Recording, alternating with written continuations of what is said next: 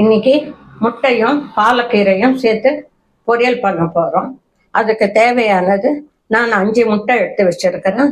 3 வெங்காயம், medium size வெங்காயம், 4 பச்சை மிளகாய், ஒரு சின்ன கட்டு பாலக்கீரை, அரை ஸ்பூன் கரம் மசாலா, உப்பு, எண்ணெய்.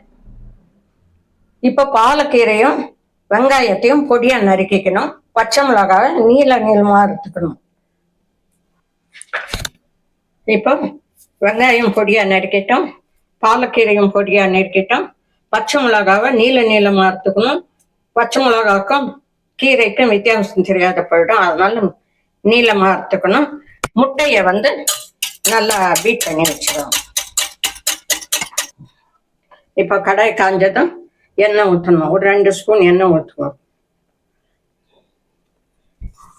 எண்ணெய் காஞ்சிடுச்சு, வெங்காயம் போட்டுக்கலாம். வெங்காயம் நல்லா வதங்கிட்டோம். அதுலேயே பச்சை மிளகாவையும் போட்டுக்கலாம். வெங்காயம் கொஞ்சம் வதங்கிறதுக்கு கொஞ்சம் மஞ்சத்தூளும் உப்புத்தூளும், வெங்காயத்துக்கு தகுந்த உப்புத்தூள் போட்டால் போதும், அப்புறமேல் போட்டுக்கலாம்.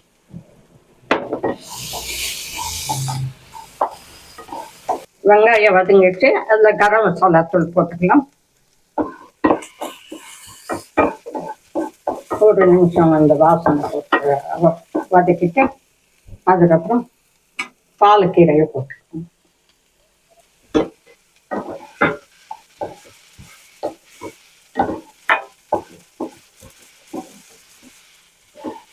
இப்போ நல்லா வதங்கி வந்துடுச்சு. இப்போ முட்டைக்கு தகுந்த உப்பு முதல்ல உப்பு போட்டிருக்கணும், பார்த்து போட்டுக்கோங்க டேஸ்ட்டுக்கு தகுந்த மாதிரி. இதை வதக்கிட்டு இப்போ முட்டையை ஊற்றிடணும்.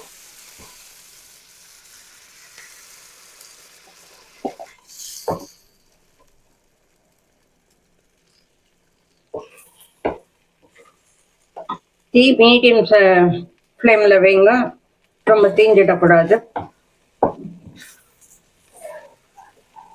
நல்லா கலந்து விடணும். நல்லா ஒரு 5 நிமிஷம் நல்லா கலந்து விட்டு மூடி வச்சுட்டீங்க. டேஸ்டான முட்டை பொரியல் ரெடி. ஸ்லோ ஃப்ளேமில் வைங்க. இப்போ முட்டை பொரியல் ரெடி ஆயிடுச்சு. இது சாப்பாட்டுக்கும் சப்பாத்திக்கு தோசைக்கு வச்சு சாப்பிடுவோம். நல்ல டேஸ்டாக இருக்கும்.